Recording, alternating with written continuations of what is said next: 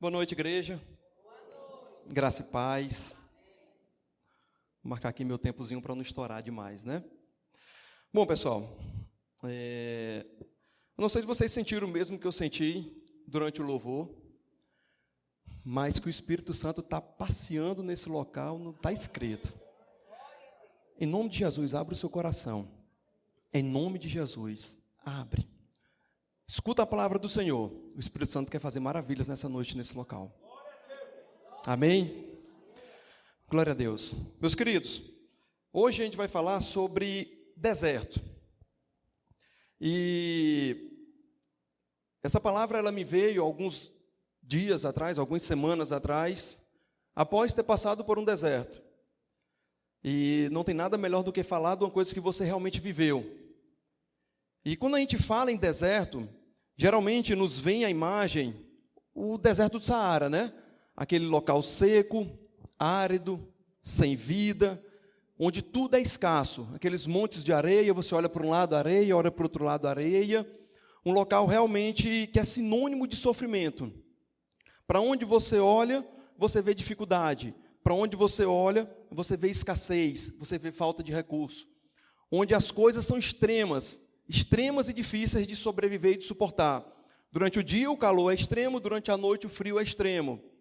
Então, quando a gente fala em deserto, geralmente a gente está falando de um local onde existe sofrimento, onde existe muita dificuldade, existe muita adversidade.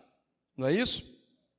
E tanto é dessa forma que na nossa vida, principalmente no meio cristão, a gente costuma referir a deserto quando a gente está passando por um momento de adversidade. Quando a gente está passando por um momento de muita dificuldade, a gente chega para o irmão, poxa, irmão, ora pela minha vida, eu estou passando por um deserto muito grande. Geralmente é isso que a gente diz quando está passando por um deserto, quando está passando por uma luta, por uma dificuldade. A gente diz que está passando por um grande deserto. E esses momentos de dificuldade, eles vêm e voltam, e ora aparecem, ora vão embora, e depois voltam na nossa vida.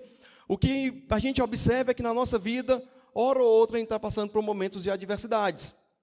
E a gente sempre associa esse local de diversidade, esse momento de dificuldade, como sendo um deserto em nossas vidas.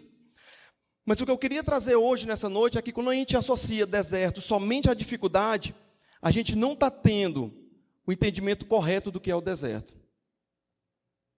Quando a gente olha para a palavra de Deus, quando a gente olha para os exemplos bíblicos, a gente vê que a essência do deserto para os cristãos não é dor e sofrimento.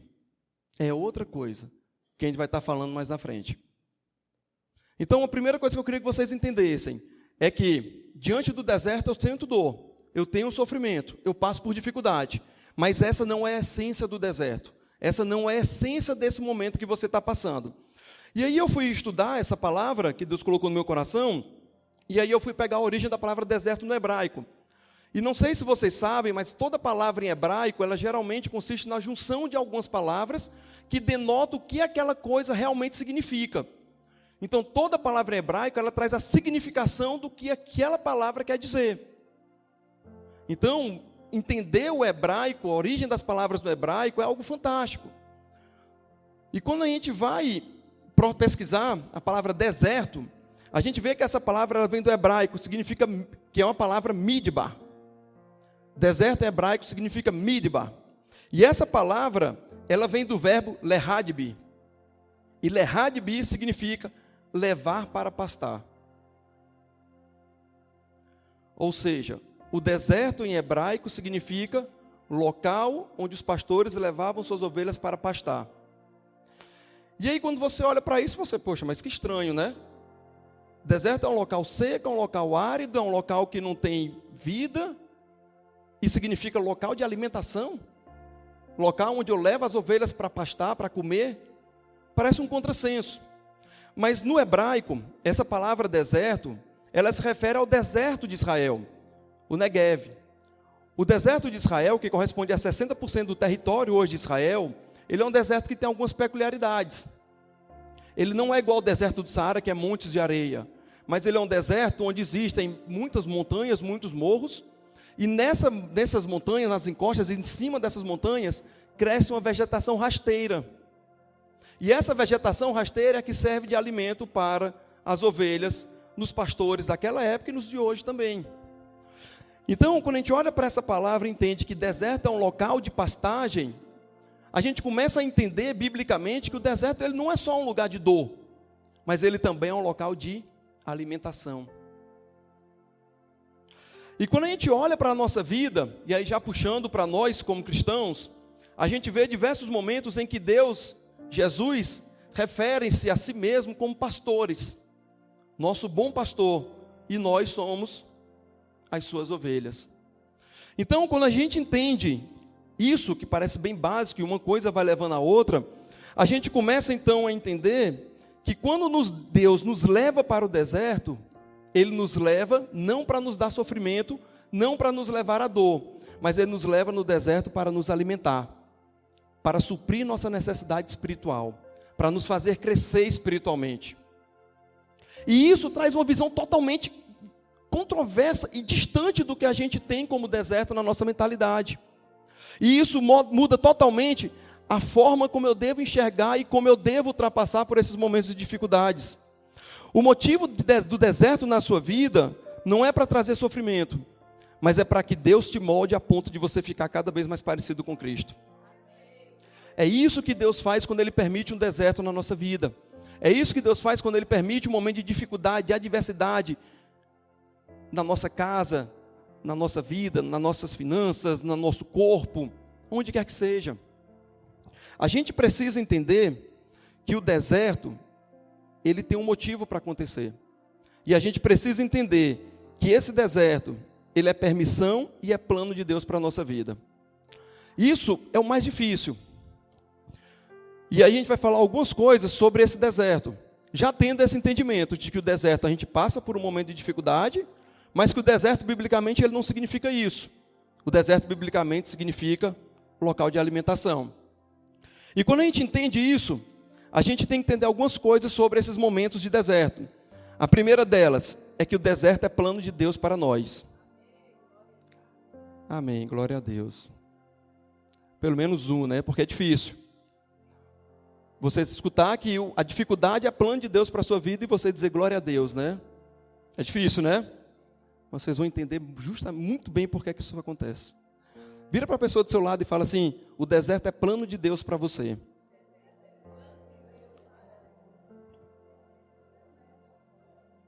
Amém? Não se assustem. Amém, poderosa. O deserto é plano de Deus, sim.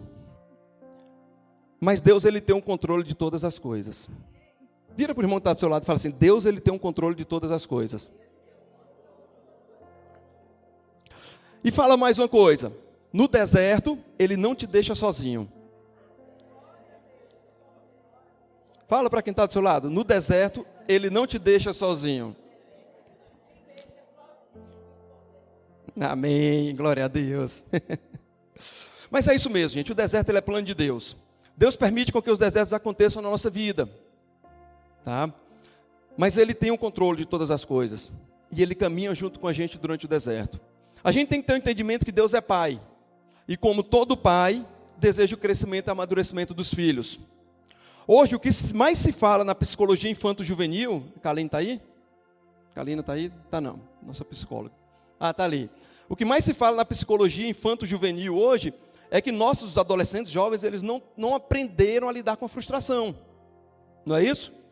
E isso tem gerado muitas repercussões em termos de ansiedade, depressão e por aí vai, né? E o que a gente observa é que nós, pais, passamos todos os dias com essa preocupação de como criar nossos filhos.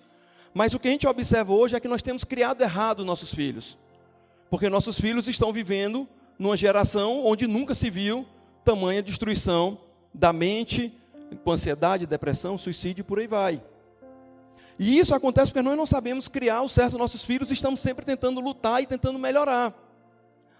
Mas a grande diferença é que Deus, Ele sabe exatamente como criar os seus filhos. E nós somos os filhos de Deus que Ele quer criar de forma perfeita. E quer nos tornar realmente filhos de acordo com a vontade dEle para nós aqui na terra. Ele não quer errar na nossa criação. E para não errar na nossa criação, Ele cria as adversidades para nós crescermos. É assim que acontece. É assim que a gente tenta imitar na criação dos nossos filhos em casa. Quando o filho erra, a gente bota de castigo, tenta repreender para que ele não faça de novo. E a gente que é falho, que é humano, tenta fazer isso. Imagina Deus nos céus que é perfeito e sabe justamente o que a gente precisa.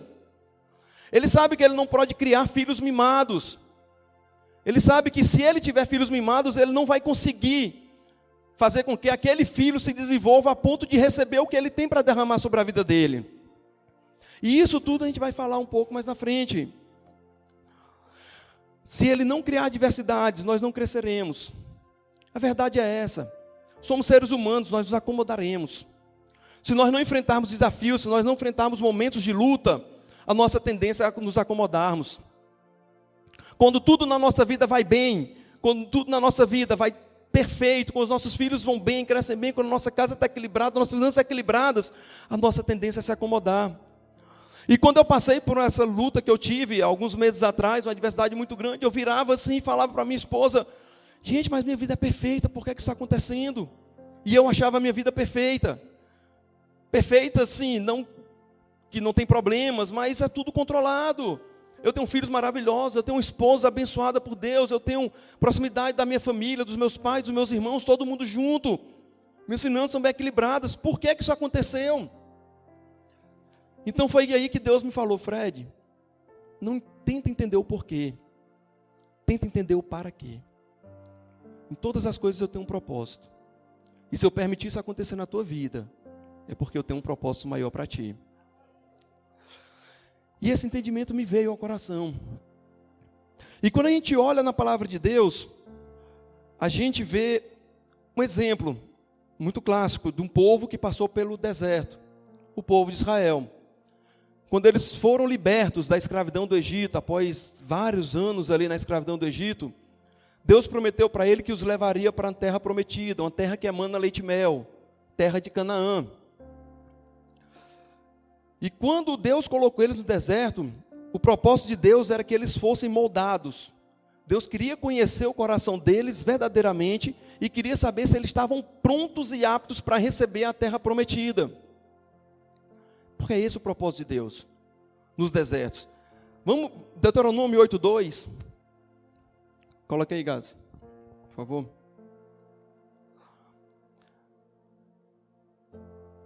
Lembrem-se de como o Senhor, o seu Deus, os conduziu por todo o caminho no deserto, durante esses 40 anos, para humilhá-los e pô-los à prova, a fim de conhecer suas intenções, se iriam obedecer aos seus mandamentos ou não.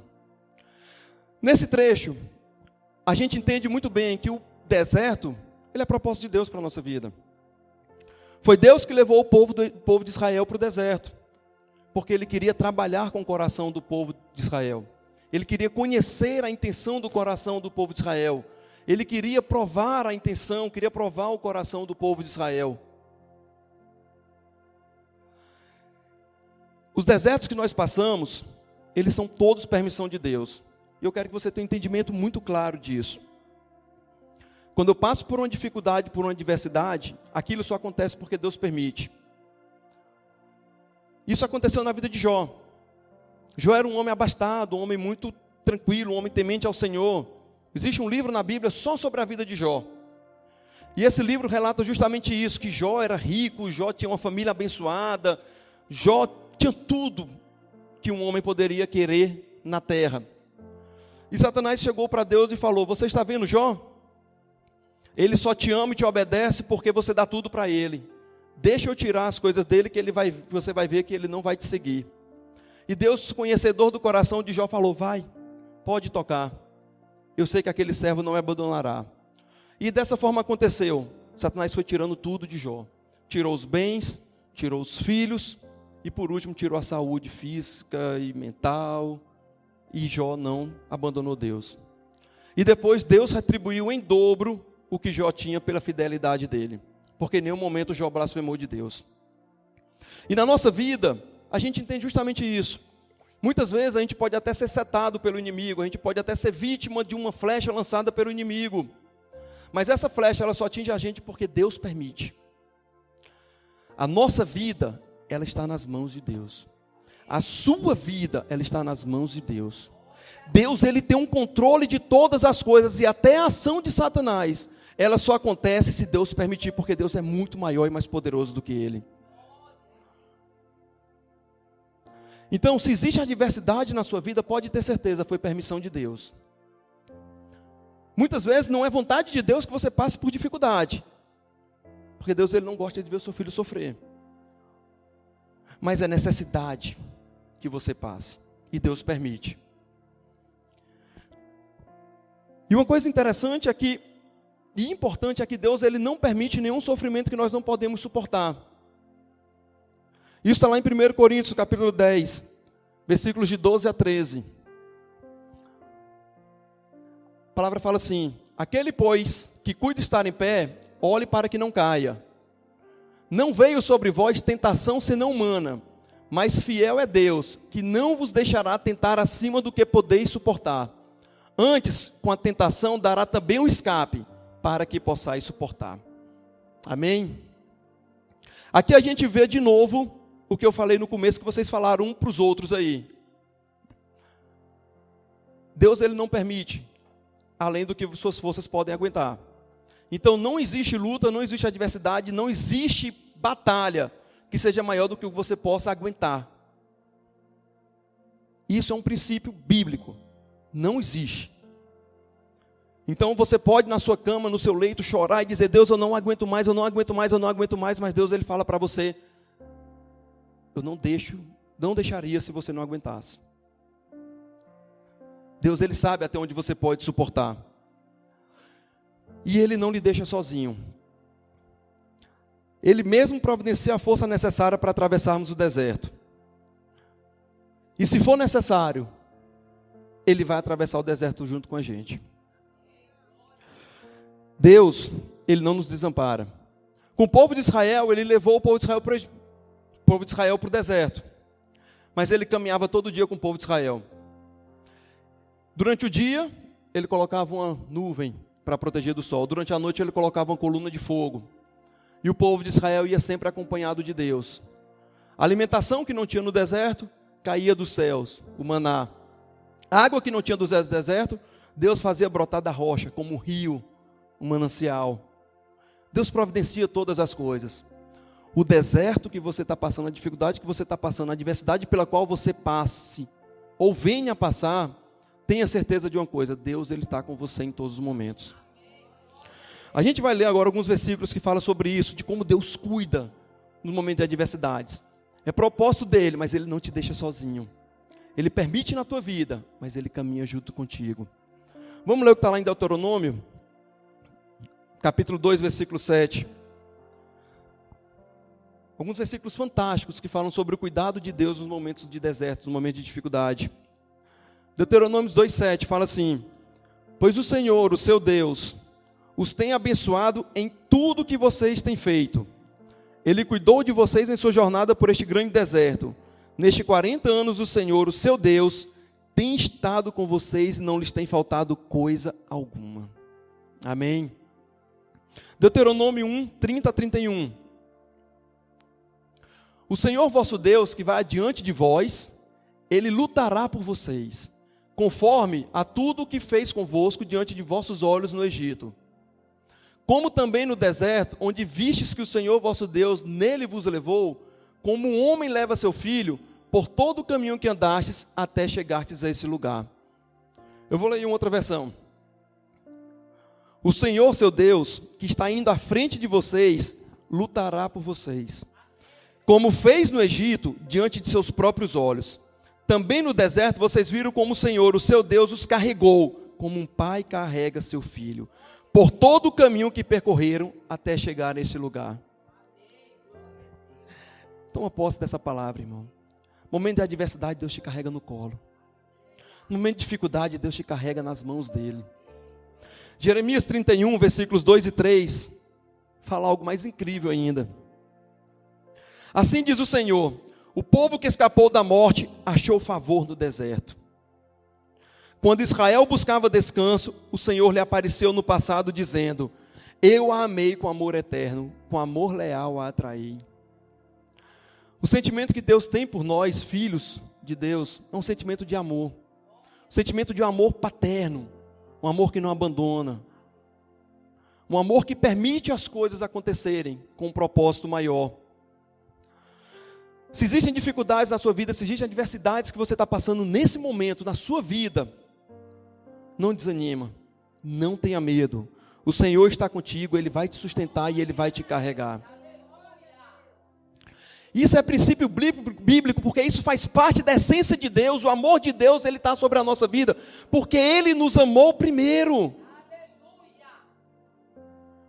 Ele que nos amou primeiro, não foi nós que viemos a Ele, foi Ele que viu a nós através de Jesus Cristo. O amor dele é incondicional sobre nós. Um Deus que não dorme de dia e de noite só para cuidar da gente. Esse é o teu Deus, esse é o teu Pai. Com o profeta Elias, ele fez uma coisa maravilhosa, incrível.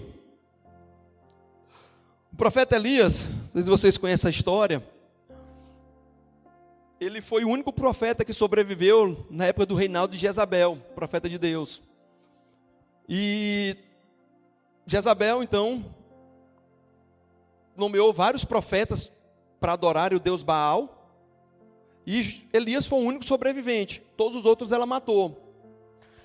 E cheio da autoridade de Deus, que Deus tinha concedido a Elias, Deus mandou Elias ir lá diante dos profetas de Baal e falar: eu quero que vocês façam um sacrifício de um cordeiro, e eu farei aqui um sacrifício de cordeiro. Vocês clamarão aos deuses de vocês por fogo dos céus, e eu clamarei pelo meu Deus. Aquele cujo Deus derrubar o fogo, esse é o único Deus verdadeiro. E os profetas de Baal, que eram em número de 450, mais outros 400 que eram profetas de um outro Deus lá da época deles, começaram a clamar de manhã cedo, e clamavam a Baal, e clamavam: derrama fogo, derrama fogo, derrama fogo, e não vinha nada. Quando já ia pela tarde, Elias: cadê o Deus de vocês? Ele está dormindo? Ele não está escutando vocês? Gritem mais alto, e os profetas gritavam mais alto, e não aconteceu nada. Então Elias virou para o povo que estava lá, a multidão toda se reuniu, o povo todo se reuniu lá, para ver esse confronto de profetas, e ele falou: joguem água no meu holocausto aqui. Jogaram. Jogue água outra vez. Joga mais uma vez. Jogaram 3 vezes a água. E ele falou: Deus, se tu é Deus que está no céu, desce fogo e queime esse holocausto. E na mesma hora o fogo rasgou dos céus para a terra e queimou todo aquele holocausto. E só existe um Deus sobre toda a terra, que é Deus, o nosso Deus, o Pai de Israel, o Pai de Jesus Cristo. E Elias, então, viu ali a manifestação do poder de Deus, e na mesma hora ele falou: peguem todos os profetas de Baal, e todos foram mortos. Os 850 profetas que tinham ali foram todos mortos. E o nome de Deus foi glorificado naquele momento. Acontece que, aí eu quero ler com vocês 1 Reis 19, 1-6. Acontece que Jezabel ficou sabendo disso. E Jezabel, muito furiosa, falou: amanhã, nesse mesmo horário, até amanhã, o profeta Elias vai estar morto, que eu vou mandar perseguir ele e matá-lo. E o profeta Elias, mesmo tendo visto todo o agir de Deus, ele ficou com medo. E para onde é que ele foi? Para o deserto se esconder.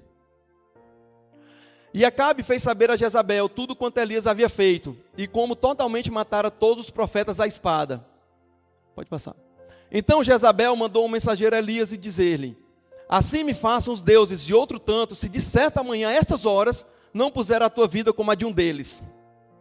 O que vendo ele se levantou, e para escapar com vida, se foi, e chegando a Berseba, que é de Judá, deixou ali o seu servo. Essa cidade, Berseba, ela existe até hoje. É a cidade onde fica mais no meio do deserto, do Neguev, do território de Israel.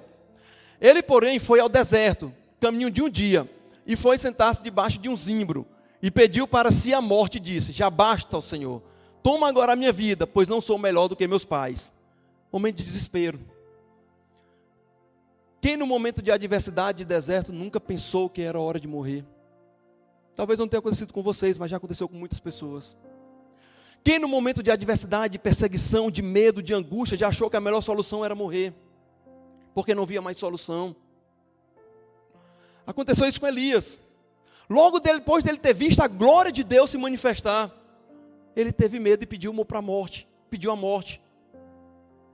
Uma extrema angústia tomou conta dele. E olha o que Deus fez. Ele se deitou e dormiu debaixo do zimbro. E eis que então um anjo tocou e lhe disse: levanta-te e come. Passa. E olhou, e eis que à sua cabeceira estava um pão cozido sobre as brasas e uma botija de água, e comeu e bebeu, e tornou a deitar-se. No deserto você não está sozinho. O Deus que permite o deserto na tua vida é o Deus que sustenta, que supre, que dá todas as necessidades para você suportar o deserto. Não existe dificuldade que você não possa passar, não existe dificuldade que você não possa suportar, porque a tua força ela vem do Senhor. A tua força ela vem do Senhor. Deus mandou os anjos alimentarem Elias no momento de deserto, no momento de dificuldade. E é assim que Ele faz com a gente hoje, é assim que Ele faz com você hoje. No momento que você está na sua cama, à noite, chorando, desespero, Senhor, não sei o que fazer, Senhor, como dar cabo disso, Senhor, me ajuda. Quando você dorme, Ele manda os teus anjos dele para cuidar de você. Porque Deus, Ele não dorme, Ele não deixa de trabalhar, Ele trabalha dia e noite em prol dos seus filhos. Tem uma música do Ministério Zoe que fala mais ou menos isso, é linda essa música. Ela fala assim: você me leva ao deserto para falar de amor, me deixa passar pelo vale para mostrar que está comigo, me põe no meio da tempestade, pinta um arco-íris, para me dizer que no fim a tua fidelidade não acabou. Pode ter certeza de uma coisa, irmão. Se existe deserto na sua vida, é porque a glória de Deus ela vai se manifestar. Não tenha medo do deserto. Não se desespere diante das dificuldades. Deus ele está no controle de todas as coisas. Ele vai caminhar contigo durante todos os momentos. E se for preciso, Ele vai te carregar no colo. E aí entra o segundo princípio que a gente tem que ter quando a gente passa no deserto. O primeiro é que é permissão de Deus. O segundo é que a gente tem que se alegrar quando está passando por esse deserto. Aí é que vem a aprovação do verdadeiro cristão. Ficar feliz por estar passando por um momento de dificuldade. Ficar feliz por estar passando por um momento de adversidade. E o que eu quero fazer com que você entenda nessa noite é que você tem que mudar a sua forma de chegar ao deserto. O deserto ele não deve ser momento de tristeza, não deve ser momento de rancor, murmuração, pela dificuldade. Mas você deve enxergar o deserto com júbilo, porque depois do deserto vem uma grande vitória de Deus. Isso não são palavras ditas por mim, isso está na palavra de Deus. Isso são princípios bíblicos sobre a tua vida. Se você assume isso, toma posse dessa palavra, se você vive a vida de Deus como você deve viver verdadeiramente, o que está na palavra de Deus, ela é para você. Em Tiago, no capítulo 1, versículos de 2 a 4, a palavra de Deus fala assim: meus irmãos, tende grande gozo quando cairdes em várias tentações. Olha só que coisa difícil. Olha só que provação de cristianismo. Meus irmãos, considerem motivo de grande alegria o fato de passarem por diversas provações. Diz aqui na minha versão. Tem outra palavra que fala: bem-aventurado aquele que passa por diversas provações. Bem-aventurado. Ou seja, é feliz, é alegre, é bem-aventurado, é uma pessoa abençoada, aquela que passa por diversas provações. Meu doido isso, né? Parece loucura, mas as coisas de Deus são loucura aos olhos humanos. E a gente tem que tentar entender as coisas pelos olhos espirituais. E o versículo continua: pois vocês sabem que a prova da sua fé produz perseverança, e a perseverança deve ter ação completa, a fim de que vocês sejam maduros e íntegros, sem lhes faltar coisa alguma. Existe um objetivo, existe um propósito no deserto pelo qual Deus nos permite passar. E quando a gente entende que o deserto é uma providência de Deus, a gente tem que entender que a forma pela qual a gente atravessa o deserto, ela vai determinar o fim desse deserto. Isso faz toda a diferença. O povo de Israel, esse mesmo povo que foi levado do Egito e ia para Canaã, ele viu Deus fazer coisas grandiosas. Eles viram as 10 pragas do Egito, eles viram o mar vermelho se abrir, eles viram a coluna de fogo, eles viram maná caindo dos céus, eles viram água saindo da rocha, eles viram coisas grandiosas.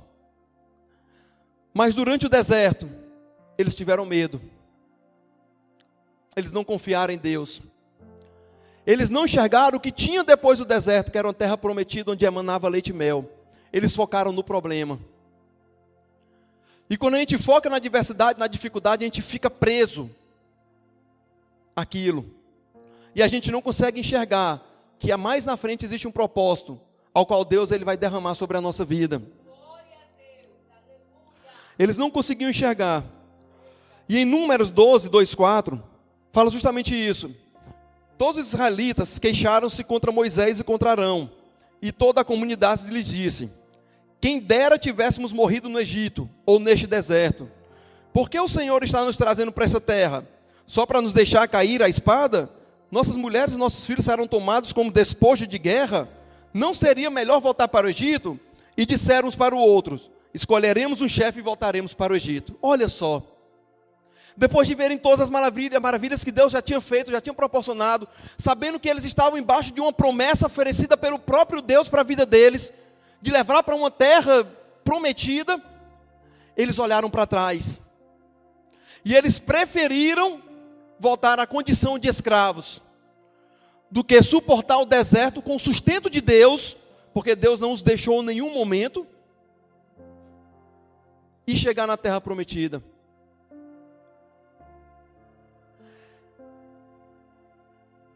E como resultado disso, esse povo de Israel, que preferiu voltar ao Egito e se tornar escravo de novo, do que serem um povo livre em uma terra prometida, eles não pisaram na Terra Santa.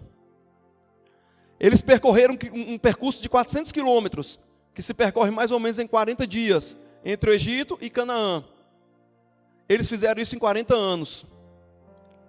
E toda essa geração que murmurou contra Deus, ninguém pisou na terra prometida, exceto Josué e Calebe. Vocês conseguem entender o que isso quer dizer para a gente? Quando a gente está diante de uma adversidade, se a gente entra murmurando, reclamando, sem fé em Deus, sem fé de que Deus pode trazer a solução, de que Deus ele realmente está no controle de todas as coisas, que aquilo ali é um propósito de Deus, que existe algo maior para acontecer, você não vai chegar no final do deserto. Você consegue entender a complexidade disso? O quanto isso é importante para nossas vidas? Sabe, Deus ele tem um propósito em todas as coisas. O deserto permitido por Deus na nossa vida, na sua vida, ele tem um propósito para acontecer e tem um objetivo final. Mas se eu não percorrer esse deserto da forma que Deus se agrade, esse deserto ele pode se prolongar por vários anos. Ele pode se prolongar por uma vida. Ou pior, a gente pode morrer no deserto e nunca ser liberto verdadeiramente, como aconteceu com o povo do Egito. Eles preferiram voltar à escravidão. Em Números 14, 26, 30, fala justamente isso. Deus não deixou ninguém pisar na terra prometida, exceto Josué e Calebe. Foram os únicos dos 12 espias que quando foram ver a terra, que viram que lá tinham gigantes, muitos homens fortes, poderosos, eles falaram para Moisés: a gente vai conseguir porque Deus é com a gente. Os outros 10 falaram: nós não vamos conseguir, eles são muito fortes. Os 10 quando falaram isso, na mesma hora morreram. E só Josué e Calebe pisaram na terra prometida porque eles sabiam Deus em que eles criam. Eles sabiam que Deus ia à frente da batalha. Eles sabiam que Deus ia sustentar eles. E quando a gente olha para a nossa vida, a gente vê que a gente faz a mesma coisa. Quando a gente não consegue entender que a provação tem um objetivo final, quando a gente não consegue entender que depois da tempestade vem a bonança, porque isso é provisão de Deus para a nossa vida, a gente tende a escolher o caminho mais fácil e às vezes até se afasta de Deus. A gente começa a murmurar, começa a reclamar, muitas vezes blasfemamos contra Deus e às vezes até nos voltamos contra Deus. Deus, tu não me escutas. Deus, eu clamo e tu não me ouves. Já tem 10 anos que eu oro pela conversão da minha família, pela salvação dos meus filhos. Já tem 5 anos que eu oro para a minha casa ser liberta dos vícios. Eu oro por essa doença que não me larga. Você não me escuta, Deus. E o que acontece, na verdade, é que não é Deus que não está escutando. Mas é você que ainda não entendeu que Deus tem um propósito nisso que está acontecendo na sua vida. E se o propósito de Deus ele não se cumprir na sua vida, a bênção dele não vai ser derramada.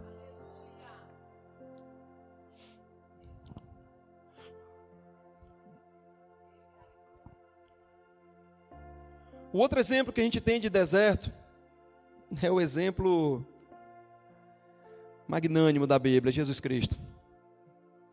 Em Mateus, versículos 4, 1 e 2, a palavra de Deus fala o seguinte: Então, Jesus foi conduzido pelo Espírito ao deserto, para ser tentado pelo diabo. E tendo jejuado 40 dias e 40 noites, teve fome. E aí então começou a tentação de Satanás. Jesus passou 40 dias no deserto. E nesses 40 dias ele passou jejuando, buscando a Deus, se consagrando. Ele passou se preparando. O povo de Israel passou 40 anos no deserto murmurando, reclamando. E no final eles não pisaram na terra prometida. Jesus passou 40 dias se consagrando, buscando a Deus, para entender a vontade de Deus para a vida dele, embora ele já soubesse. E no final o que a gente tem é um povo que não recebeu a promessa de Deus. E do outro lado a gente tem o Filho de Deus que venceu Satanás. Porque ele se submeteu à vontade do Pai. E no momento de deserto ele não murmurou. No momento de deserto ele não reclamou. No momento de deserto ele buscou a Deus. Ele dobrou seu joelho e orou. No momento de deserto ele jejuou. No momento de deserto ele buscou a presença do Pai.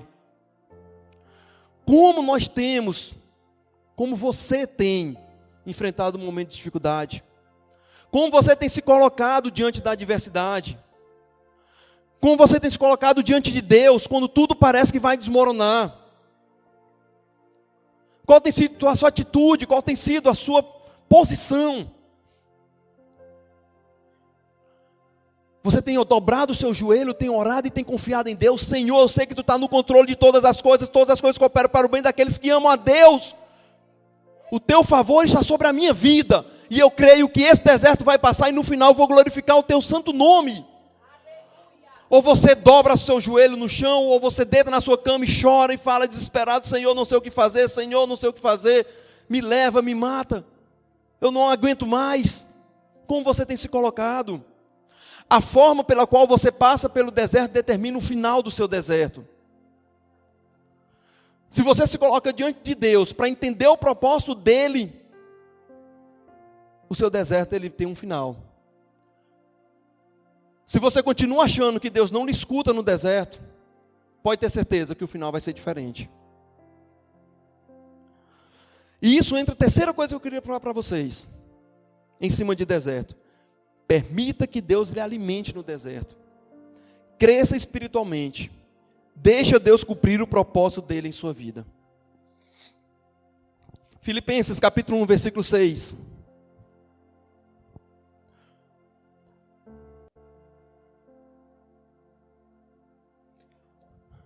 Tendo por certo isto mesmo, que aquele que em vós começou a boa obra, a aperfeiçoará até ao dia de Cristo Jesus.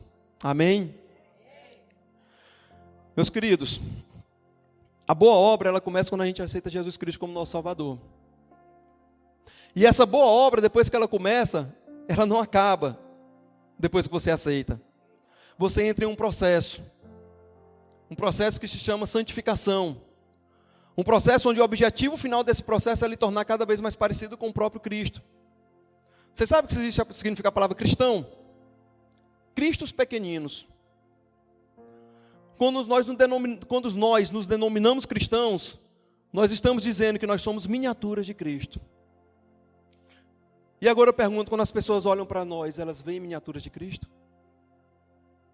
Quando ela olha para você, ela vê miniatura de Cristo? Quando você está sozinho no seu quarto, com o seu celular na mão, você lembra que você é miniatura de Cristo?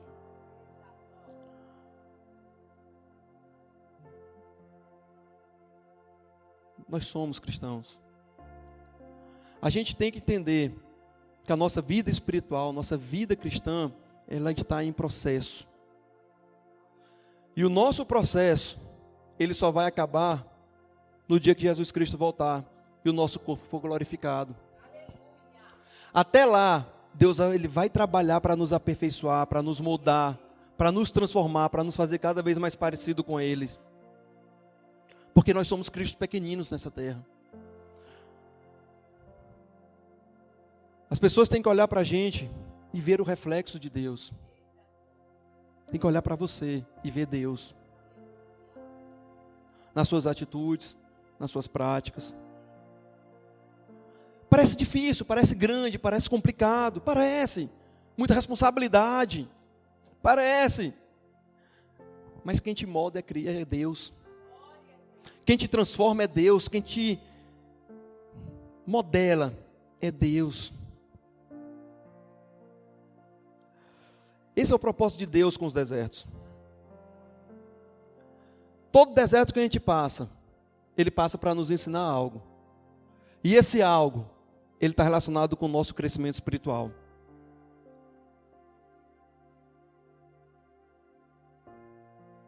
Não existe dor, não existe sofrimento, se não existir um propósito, quando você está diante de Deus.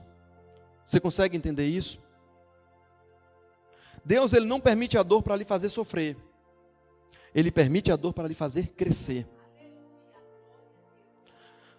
Se você passa por adversidade, você tem que buscar em Deus o entendimento do que precisa ser transformado por Deus. Você tem que buscar em Deus o discernimento para saber o que é que Deus quer falar, o que é que Deus quer trabalhar, o que é que Deus quer transformar com esse momento tão difícil que você está vivendo na sua vida.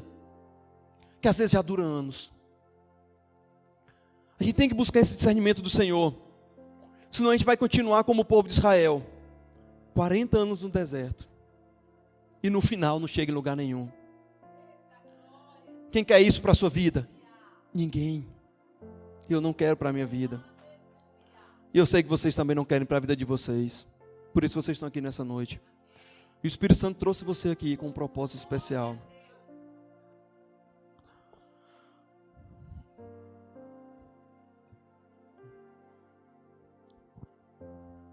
Em Tiago, no capítulo 1, versículo 12, a palavra de Deus fala assim: feliz é o homem que persevera na provação, porque depois de aprovado receberá a coroa da vida que Deus prometeu aos que o amam. Glória a Deus.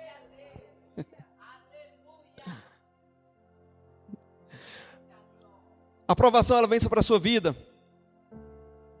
para você vencer a aprovação, com a força de Deus. E depois que você vence a aprovação, você recebe a coroa da vida. Você sabe o que é a coroa da vida? A vida eterna com o Senhor. Deus, a única coisa que Ele faz quando permite deserto para a nossa vida, é fazer com que nós estejamos preparados para viver a eternidade com Ele. Esse é o propósito de Deus com os desertos, com as dificuldades pelas quais passamos. Quando a gente passa por esses momentos, Deus ele quer nos falar algo. A gente tem que se santificar, irmão. Irmão, já chega. Deixa o Senhor ministrar no teu coração, já chega. Deixa o Senhor trazer à luz tudo aquilo que não agrada a Ele, já chega. Já chega. Quantos desertos Deus vai ter que trazer sobre a tua vida para que você entenda que você precisa ser santo? Você precisa ser separado, você precisa ser ungido, consagrado a Deus. Você precisa ter uma vida de retidão. Chega do jeitinho brasileiro, chega dos pequenos roubos no trabalho, que não faz diferença. Faz, você é cristão. Faz, para você faz. Chega de pornografia na tua vida, irmão, larga disso, pelo amor de Deus. Chega. Desvia os olhos. Se teus olhos fazem pecar, arranca-os. Arranca-os, é assim que a palavra de Deus fala. Sabe, chega de fofoca, chega de intriga, chega. Deus está levantando uma igreja santa para que possa viver com Ele toda a eternidade, e essa igreja somos nós. Deus ele quer achar em nós adoradores que o adorem em espírito e em verdade. Você só pode adorar em espírito e em verdade se você estiver em verdade. Você consegue entender isso, irmão? O deserto ele existe na sua vida porque Deus está querendo transformar alguma coisa que está errada em você. alguma prática que você tem feito que não está agradando ao Senhor, Ele está dizendo: meu filho, desce de novo, desce, se humilha diante da minha presença, que eu vou te revelar o que é que está acontecendo.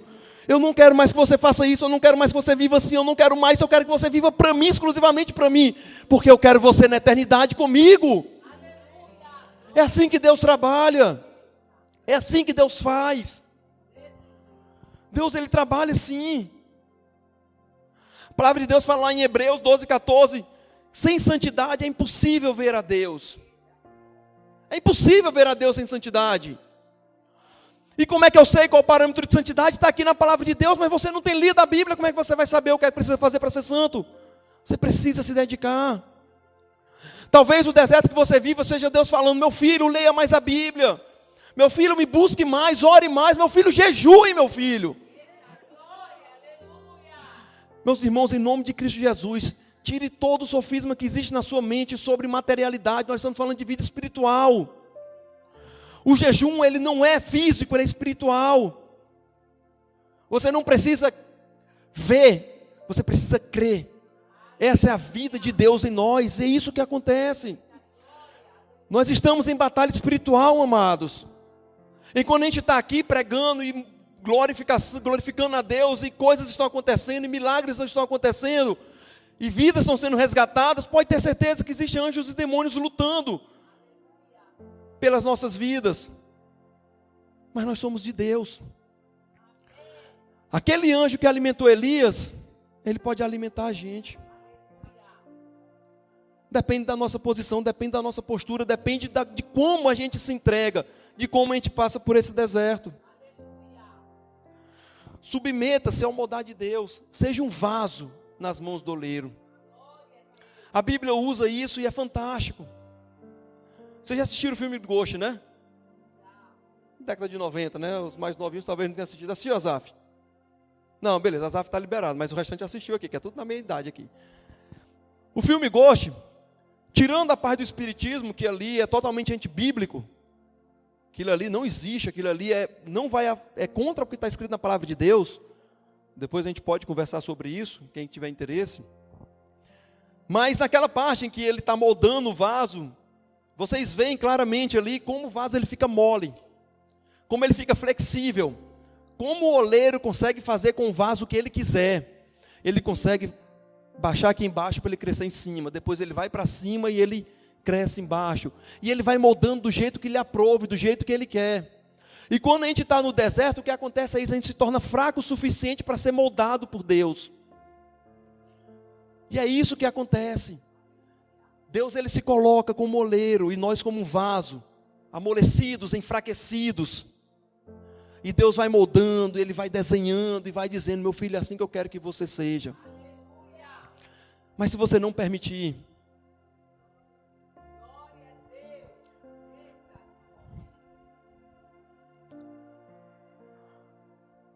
o sacrifício de Cristo, ele não foi em vão, meus filhos, meus amigos. O sacrifício de Cristo, ele foi completo, ele foi perfeito. Jesus morreu para que nós sejamos verdadeiramente livres. E aí eu volto a falar de santidade. Se não existe liberdade completa em nossas vidas, pode ter certeza que Deus vai continuar trabalhando. Se não existe libertação completa, se existem brechas, se existem pecados, se existem coisas que desagradam a Deus, Ele vai continuar trabalhando na tua vida. Porque Deus, ele não desiste dos que Ele ama. Somente quando a gente consegue entender esse propósito, e a gente consegue se submeter a esse propósito, de ser trabalhado e moldado por Deus, ser liberto de práticas que desagradam a Deus, a gente consegue então chegar no quarto grande princípio sobre o deserto. E último.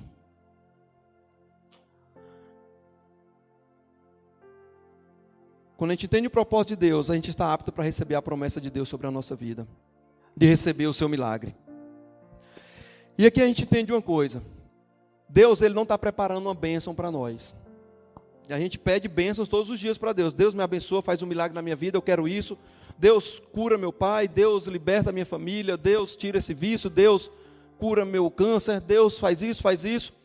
E eu queria dizer para você hoje, Deus ele não está preparando uma bênção para você. Opa, como assim? A bênção que Deus tem para você já está preparada, irmão. Deus é um Deus abençoador. Deus é um Deus galardoador, é um Deus que se agrada em abençoar os seus filhos. A bênção já está pronta. O grande problema é que nós não estamos prontos para receber a bênção. Então, quando você passa pelo deserto, pode ter certeza de uma coisa: Deus está ali moldando para que você esteja preparado para receber a bênção e o milagre dele sobre a tua vida. A vitória do Senhor está chegando sobre a sua casa, está chegando sobre o seu lar, está chegando sobre a sua vida, quando você passa por um momento de adversidade e dificuldade. Dentro dos problemas estão as promessas. Alegre-se quando Deus lhe pôr no deserto. Porque quando Ele lhe põe no deserto, é porque logo depois do deserto vem a vitória. Aleluia. É assim que Deus trabalha, é assim, é o princípio bíblico isso. Depois da tempestade vem a bonança. Se Ele permite o deserto, você tem que buscar entender o propósito desse deserto, porque se você entender o propósito desse deserto, e Deus fizer a obra que Ele quer fazer na sua vida, pode ter certeza que a vitória vem logo em seguida. Porque esse é Deus. Deus Ele não tarda, Ele não falha. Deus é Deus abençoador. Deus Ele te segura com a mão, quando parece que não tem mais chão. Mas com a outra mão, Ele te abençoa. É assim que Deus faz. Meu amado, não olhe para o problema. Não veja o problema como uma grande dificuldade. Olhe para o Deus que lhe sustenta. Olhe para a promessa e o milagre que vai acontecer depois do deserto. Olhe para a mão que está lhe sustentando. Olhe para a mão que está lhe abençoando. E mais uma vez eu volto a dizer: quem já pisou no Santo dos Santos, em outro lugar não pode pisar. Não pode pisar, meu querido. Não pode pisar. Não pode haver brechas na sua vida, meu amado. Deus Ele vai permitir desertos na sua vida, sempre for necessário, para lhe santificar, para lhe moldar, para lhe transformar, para lhe fazer cada vez mais parecido com Ele. O deserto é plano de Deus para a nossa vida. Ele tem um controle e não deixa a gente passar sozinho. Alegre-se quando estiver passando por deserto. Permita que Deus lhe alimente do deserto. Cresça espiritualmente no momento de adversidade. Deixe Deus cumprir o propósito dele em sua vida. E receba a sua promessa. Receba o seu milagre. O Ministério de Louvor pode subir.